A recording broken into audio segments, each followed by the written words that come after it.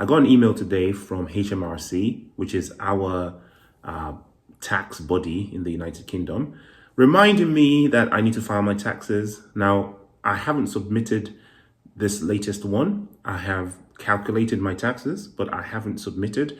Obviously, it's just a few days into the new tax year, and I have months up until actually the end of this year to actually pay my taxes, right? So I can pay in time from now till then without incurring fines, charges, or being prosecuted or any of those sort of things. Now, the whole point is they know that I owe taxes because Coinbase and Binance and all those guys have sent them my information and they've done their calculations and they're just waiting for me to, this isn't, I'm not in contravention yet. So, they aren't sort of fining me or charging me or anything like that. They're just sort of nudging you saying, hey, make sure you do your taxes because we are watching you. Now, a lot of people don't get these emails. Perhaps maybe they have never paid crypto taxes before. And I don't know why I never used to get these emails before when I didn't have crypto. I think that they have a specialized, department that deals with crypto because they know crypto is a special case where it's a new thing. A lot of people don't understand how the taxes work. A lot of people are evading taxes effectively because, the regulations weren't originally clear. And then people don't understand what they're supposed to be doing. How do we track our, stuff?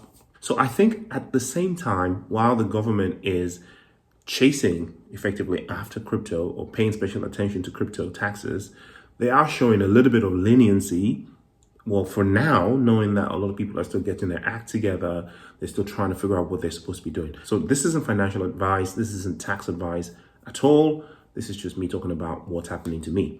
So the thing about this crypto taxes is every time I make a video about this, I get people in my comment section saying that tax is theft, just change countries. How are they going to know how much I have? Blah, blah, blah, blah, blah. Now, one thing that you might not understand is the technology of blockchain is such that the information that's on the blockchain is persistent forever. So they can look back in time for as long as they can and the information is there. It's one of the beautiful things that we love about blockchain. Unfortunately, it works against people that don't want to pay tax.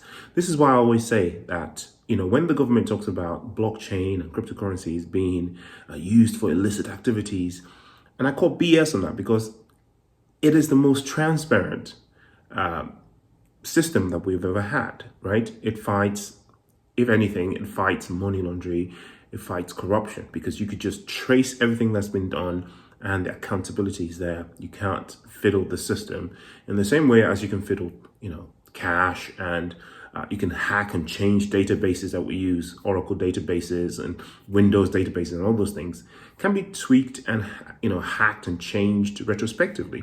Whereas the information that's saved on the blockchain is persistent forever because the next block is dependent on the previous block being accurate, right? So there is authentication of blocks before they're encoded into the next block, right?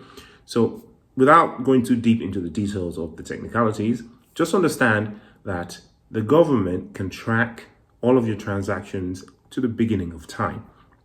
Now, if you've ever traded on a centralized exchange, if you've ever done KYC on a centralized exchange, if you've ever transferred crypto from a centralized exchange to your own unregistered wallet, as it may be, they have all that data, that wallet address that you used. Even if it's a burner wallet on your phone that you've not deleted, the information is still there. You can't really ever delete a wallet. The information is still there. You've deleted the software through which you access the wallet, but if you were to retrieve your seed phrases, you can still get back into the wallet. The wallet never dies, okay? Unless the crypto itself, the blockchain, shuts down. Even then, the previous data can still be accessed. Unless, of course, somehow you've been able to get Monero in a way that nobody knows how you did it. Maybe you bought Bitcoin for cash at a Bitcoin cash machine that didn't have a camera, that didn't record you doing it, and then you swap that into your, hot wallet and you swap that into your cold wallet somehow, and you swapped it for Monero on a DEX, now that's truly anonymous, right? And then you jumped it around. But even that,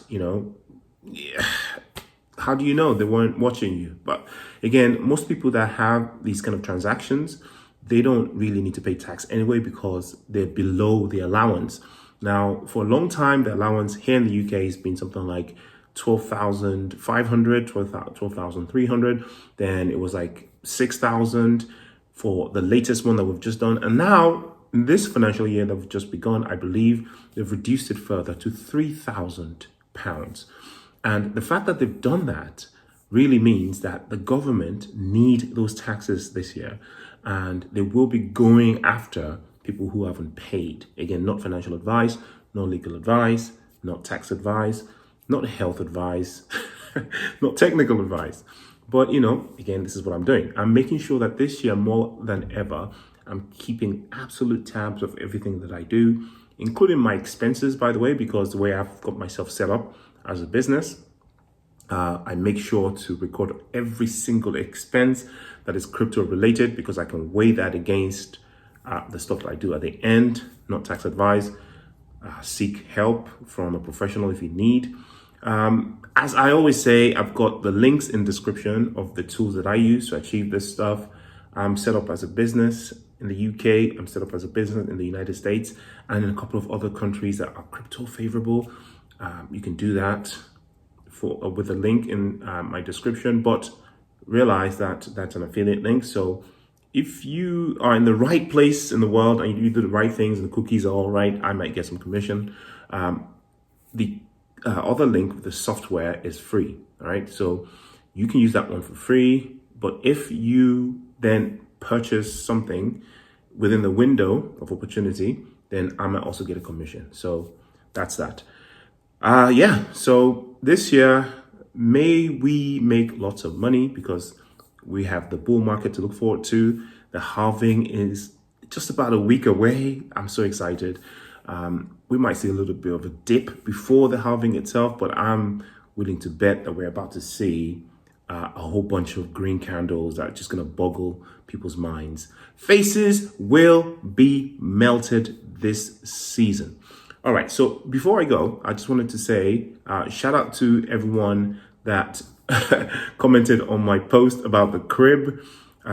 Both of them are really, really cool, actually. I might actually, anyway, go for the cheaper option because I'm not a big flashy person, so I might feel uncomfortable in such a big flashy place, but it's a dream and also an investment because when we reach all-time highs, one thing I've learned, again, no financial advice, from being in this whole ecosystem for so long, is that sometimes you have to put some of your proceeds, sealing some of your gains, and put them into real life stuff. And some of the best stuff that we can buy in real life is property and land, because they too are finite and they appreciate over time. And of course, they have utility and they can also generate you passive income if you know what to do with them. Not financial advice, not life advice. Do your own research. It's a nice sunny day today. I'll see you in the next video. Peace.